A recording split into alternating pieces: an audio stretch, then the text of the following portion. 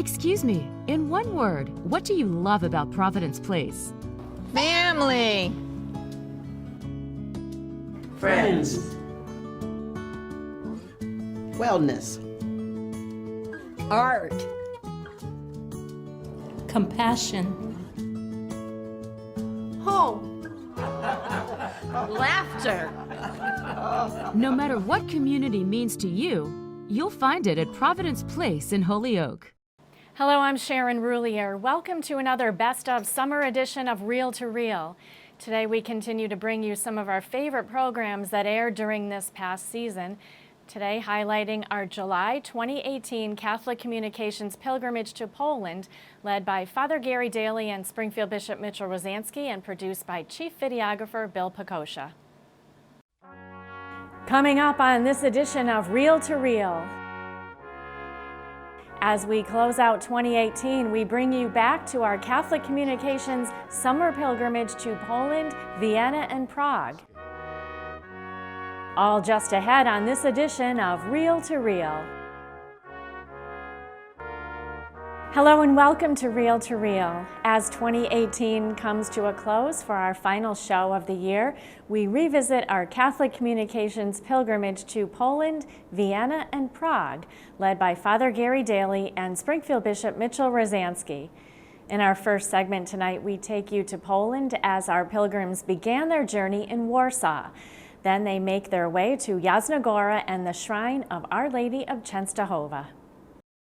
We arrive in the capital and the largest city in Poland, Warsaw. Our stay in Warsaw is brief, stopping to celebrate Mass at the Church of St. Stanislaus Kostka, where the remains of Blessed Jerzy Popieluszko, the Solidarity priest murdered in 1984, are buried. And certainly for Father Jerzy Popieluszko, he saw his people persecuted. He saw them not able to practice their faith the way they wanted to. He saw them living in the slavery of communism, and he wanted them to be freed from that slavery. But he did not preach a gospel that advocated violence. Rather, he preached a gospel that advocated truth. And in that word of truth was the power to overcome evil. After Mass, we take a short bus ride to Old Town, which is a tourist hub, with cobblestone alleys and medieval buildings reconstructed after World War II. It suffered a great misfortune when Nazi Germany bombed and leveled the city of its beautiful buildings. But as we learn about the Polish people, nothing can get them down. And with faith and determination, they rebuild. We enjoy some great Polish cuisine before we make our trek to Częstochowa for an overnight. We're today with the pilgrims. We'll be on tour to learn more of the history of this great image, this miraculous image of Our Lady of Częstochowa, dating back centuries. This is the spiritual capital of Poland. Millions of pilgrims come to this shrine every year. Pauline, Father Simon, our tour guide through the monastery, gives us a brief history of this holy place. The Pauline Father expanded the order from Hungary 1382. 16 of them came, fathers and brothers, at those wooden church with the monastery. And God's providence, the Prince, Chancellor of King Louis the Great, touring with holy icon, saving from Tatar, going to the west, and he found a home, and he left the holy icon. And many pilgrims walk to Częstochowa, particularly for August 15th, right? Yeah, this is very inspiring tradition, initiated also by Holy Father. And they walk, during the communist time, 55,000 from Warsaw. But now the freedom, democracy, the priests, they walk minimum like 3 days, 6 days from Krakow, 9 days from Warsaw, and 20 days from north of Poland. They call it a retreat in walking. It's a great spirituality because Father here in confession walking. They read the Bible, question and answer. They Holy Mass in historical places. They have great inspiration. Legend tells us that this icon traces itself back to St. Luke, who painted it on a cedar tabletop from the house of the Holy Family.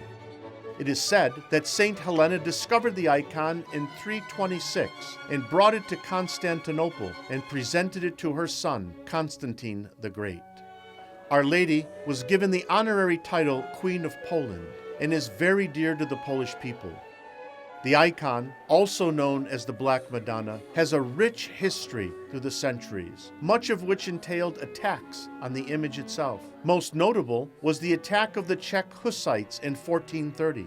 5 religious were killed and many of the golden vessels of the church were stolen, including the icon, which was loaded onto a wagon. Descending the hill from Jasna Góra, the horses stopped and could not move. One of the soldiers hurled the icon to the ground and it broke into 3 pieces. But the face of Our Lady and Jesus remained intact. The Hussites took a sword and slashed the Virgin Mary's face twice.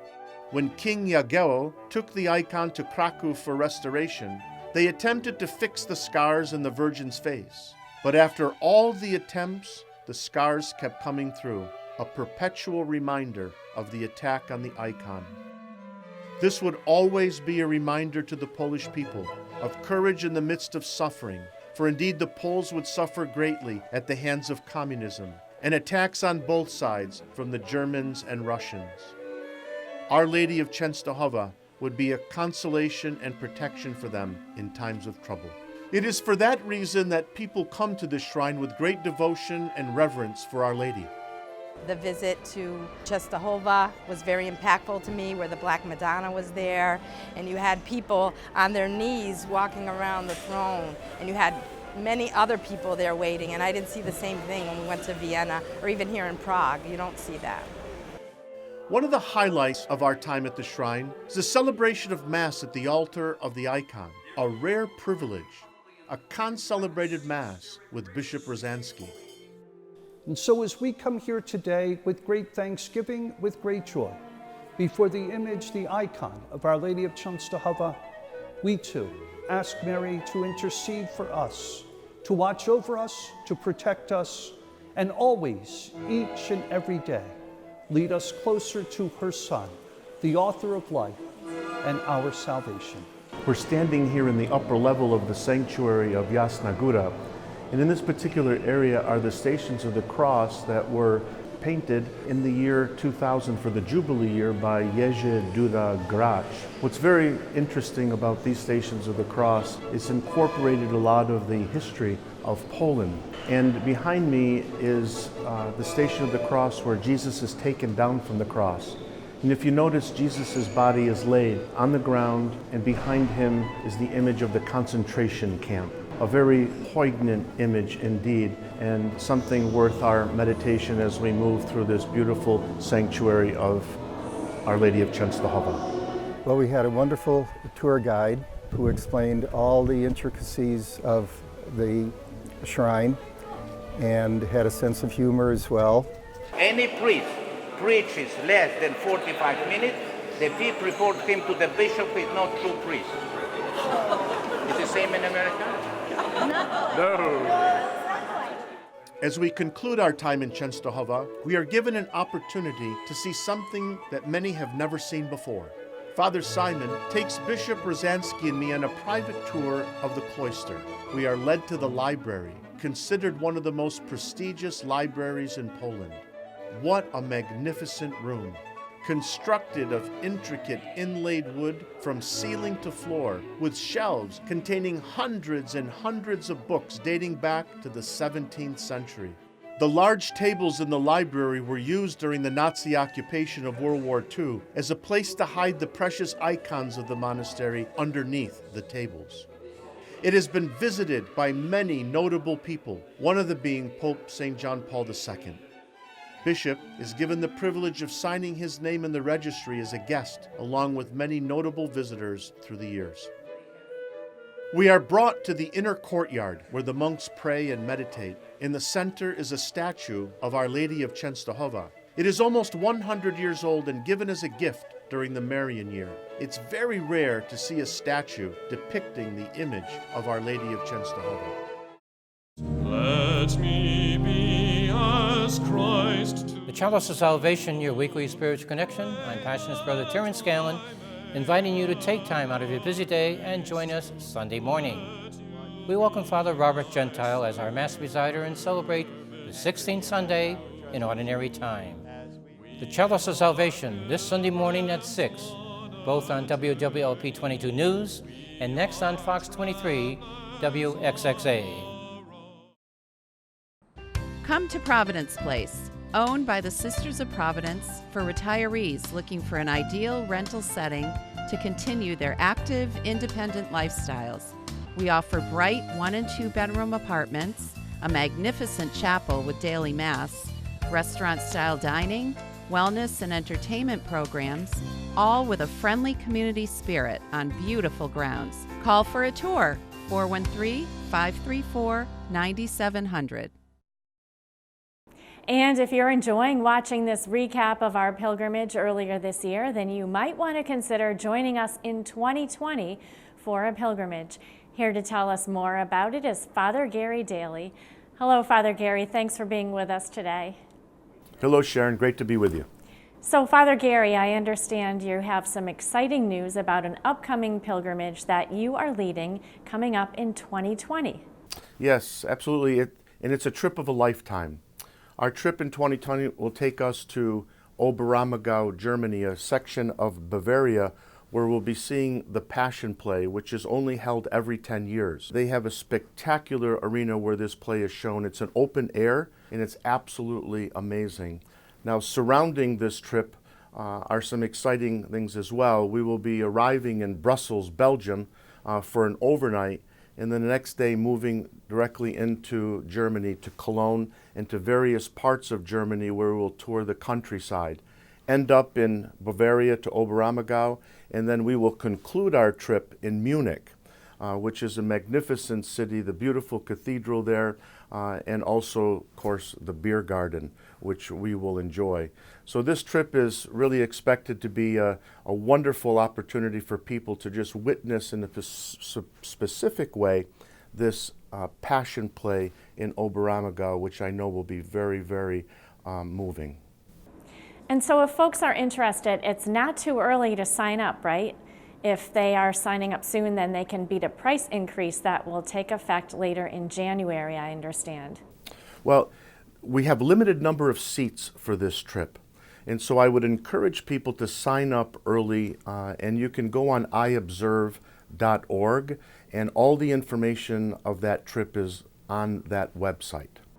All right, Father Gary Daly, thanks so much, and I am sure that this will be an event that people will not want to miss. Absolutely. We continue now our revisit of Catholic Communications pilgrimage to Eastern Europe as our pilgrims experience the miraculous wonders of the Divine Mercy Shrine, as well as the somber and sobering history of the Auschwitz death camps.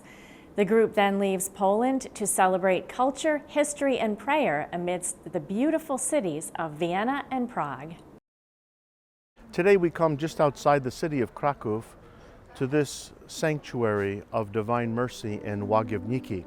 We celebrated Mass in the chapel of the Sisters of Mercy. It's the same chapel that St. Faustina was buried, in which many came to venerate her relics. We come here to this place as a Diocese of Springfield for two reasons. One is that it unites us very closely with the National Shrine of Divine Mercy in Stockbridge, Massachusetts. But also there is a memorial plaque inside the chapel which denotes a member of our diocese, Maureen Daigen. She had suffered from lymphedema for decades and had undergone 10 operations, including a leg amputation. Maureen reported that while praying at Faustina's tomb, she heard a voice saying, "Ask for my help and I will help you." She did, and her constant pain stopped. 5 Boston area physicians stated that she was healed. They had no medical explanation as to why. Maureen's healing was declared miraculous by the Vatican in 1992. It paved the way for the beatification of Faustina Kowalska and eventually her canonization in April 2000, making her the first saint of the new millennium. The image of the Divine Mercy is revered by millions around the world. It depicts Jesus Christ as he appeared before St. Faustina in 1931. Sister Faustina died in 1938 at the age of 33, but her legacy lives on as she continues to intercede for so many. On August 17, 2002, Pope John Paul II consecrated the sanctuary's majestic 1,600 square foot brand new basilica. Every year, some 2 million pilgrims from all over the world visit the shrine. Today, we take a short bus ride to a place south of Krakow that will be embedded into the minds and hearts of our pilgrims. Auschwitz, the largest and arguably most notorious of all the Nazi death camps, opened in the spring of 1940. During the camp's construction, nearby factories were appropriated and all those living in the area were forcibly ejected from their homes, which were bulldozed by the Nazis. Once Hitler's final solution became official Nazi policy, Auschwitz was deemed an ideal death camp locale. Those entering its main gate were greeted with an infamous and ironic inscription, Arbeit macht frei, or work makes you free. By mid-1942, the majority of those being sent to Auschwitz were Jews. Upon arriving at the camp, detainees were examined by Nazi doctors. Those considered unfit for work, including young children, the elderly, pregnant women, and the infirm, were immediately ordered to take showers. However, the bathhouses to which they marched were disguised gas chambers. These unfortunate souls were never officially registered as Auschwitz inmates. For this reason, it is impossible to calculate the number of lives lost in the camp. However, according to some estimates, between 1.1 and 1.5 million people, the vast majority of them Jews, died at Auschwitz during its years of operation. I didn't realize how much it would hit me emotionally, but it was very difficult. And to think that we could be so cruel to each other and really showed how evil man can be. But it also showed about the indomitable power of faith, because the Polish people, with all that they've been through throughout their history, they've been taken over by just about everybody at one point or another, and yet they're still very faithful. 2 prisoners of this camp became martyrs and canonized in the church. Edith Stein, known as Carmelite Sister Saint Benedicta of the Cross, canonized in 1998, and Franciscan Father Maximilian Maria Kolbe, canonized in 1981. Saint Kolbe gave his life in place of a prisoner by the name of Franciszek Gajowniczek, a man with a wife and children. Franciszek was blessed to be present with his family at Saint Kolbe's canonization. Auschwitz II, located in the village of Birkenau, or Brzezinka, was constructed in 1941 on the order of Heinrich Himmler, commander of the Schutzstaffel, or commonly known as the SS. I'm standing on the railroad tracks that were constructed specifically for the purpose of bringing trainloads of people into this camp.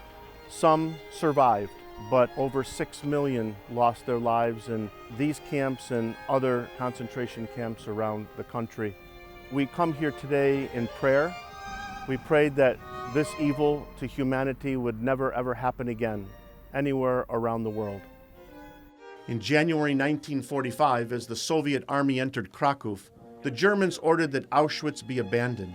As the Soviets entered Auschwitz, they found approximately 7,600 sick or emaciated detainees who had been left behind. The liberators also discovered mounds of corpses, hundreds of thousands of pieces of clothing. The eyeglasses and the shoes, and then the artificial limbs, but then the children's clothes, those little children's shoes. And I think of those poor soldiers that went in and saw something like that. They had to hold that memory. I will hold this memory for the rest of my life. We conclude our trip with Mass at the Carmelite Monastery Chapel bordering the grounds of Auschwitz. How did this all take place? We find that it could take place because of Satan, the father of all lies. They were told that they were going to be resettled. Even as they were going to their deaths, they were told they were going to the showers. It was lie after lie after lie. The lie of Auschwitz and of all the death camps was that those who were brought there were not looked upon with the eyes of God, but rather they were demonized. They were thought by others to be evil. And the truth was that each of those who were taken to their deaths are children of God. We say our goodbye to the beautiful country of Poland with our final stop, Kalwaria Zebrzydowska, some 20 miles south of Kraków, for a celebration of Mass. Over 1 million pilgrims visit the shrine every year.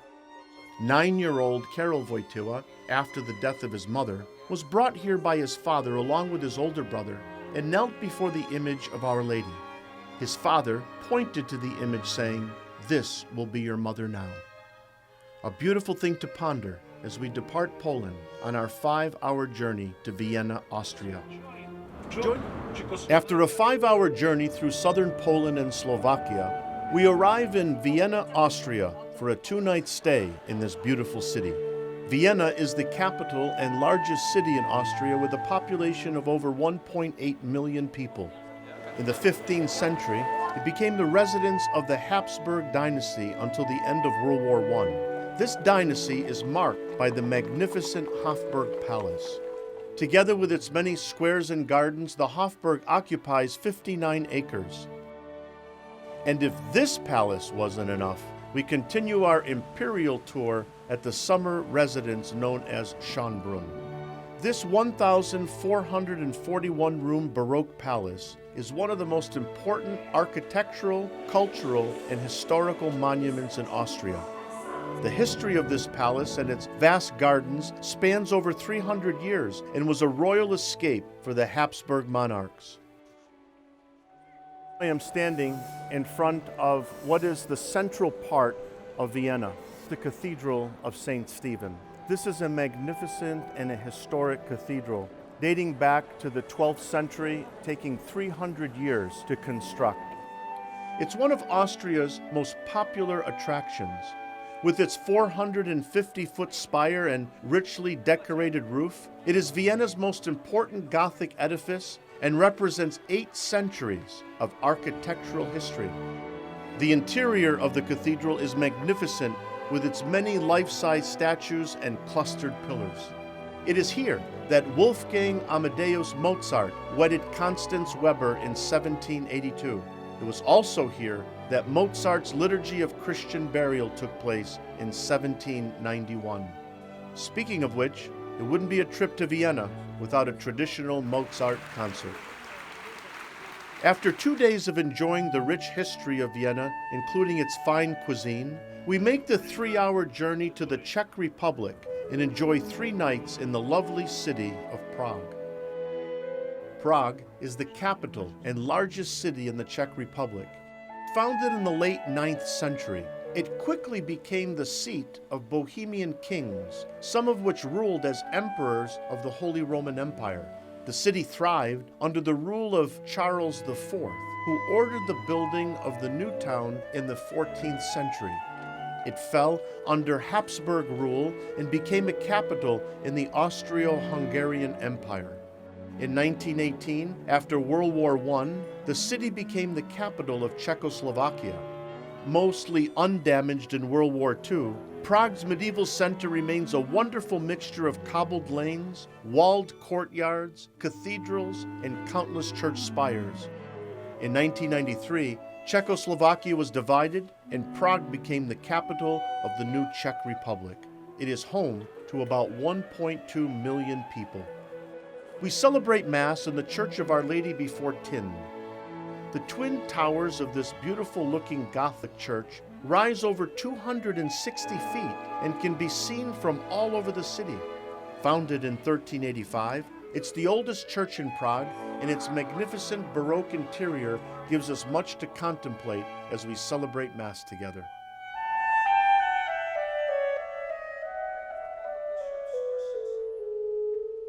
Bishop refers to this city as Krakow on steroids. And I understand completely what he's speaking about because it has the charm and the beauty of Krakow, but is in a much larger scale. This magical city of bridges, cathedrals, gold-tipped towers, and church domes has been mirrored in the surface of the Vltava River for more than 10 centuries.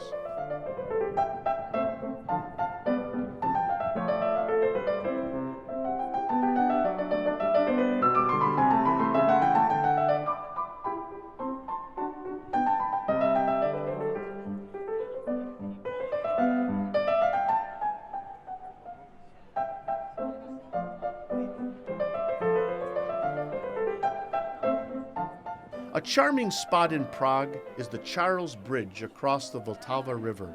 Constructed from the mid-14th through the early 15th century, it replaced an earlier 12th century bridge and was the most important connection between Prague Castle and Old Town.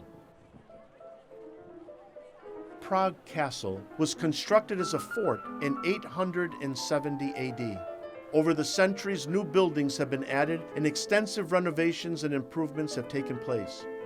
And then there is St. Vitus Cathedral. St. Vitus is a magnificent structure. Our pilgrims were able to tour this beautiful cathedral, one of the most beautiful cathedrals in the world. Ground was broken in 1344, but it was actually finished in 1929. For most of this time, it stayed in use, despite its continuous construction. The city is best known for the Infant of Prague.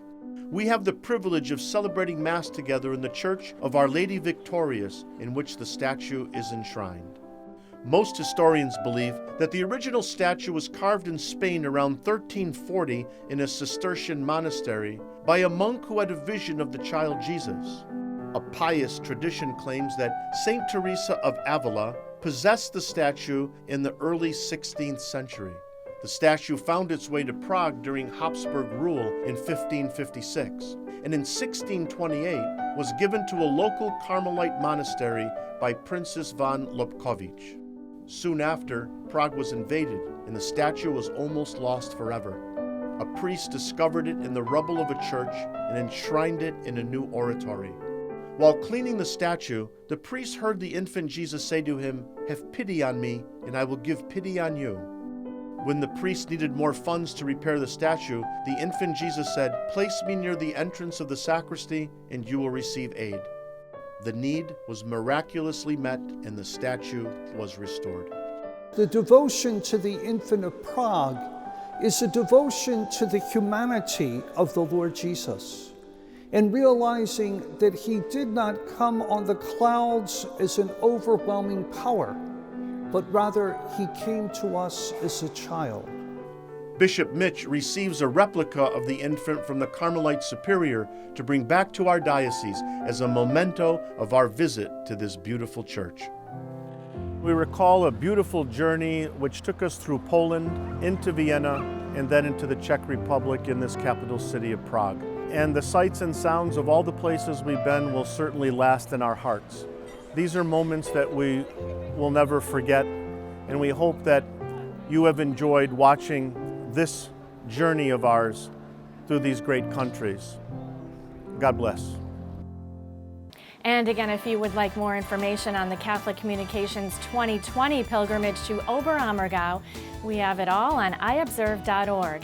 There are still spots available, and it's just a year away. Thanks for joining us this week. We will be back next week with another Best Of edition. And in the meantime, we know the news never takes a break, so for all the latest happenings on the Catholic Church, log on to iobserve.org, the one accurate source for news on the Diocese of Springfield and beyond. That's iobserve.org. A programming note for viewers of the Chalice of Salvation on WWLP TV. Due to special NBC programming, Chalice will air on 22 News at the earlier time of 6 a.m. this weekend. That's 6 a.m. on WWLP TV. And please join me right back here at this same time next week for Real to Real, your window on the world around you. Have a great week. Real to Real is a production of the Catholic Communications Corporation, funded in part by the annual Catholic Appeal, and the support of you, our faithful viewers.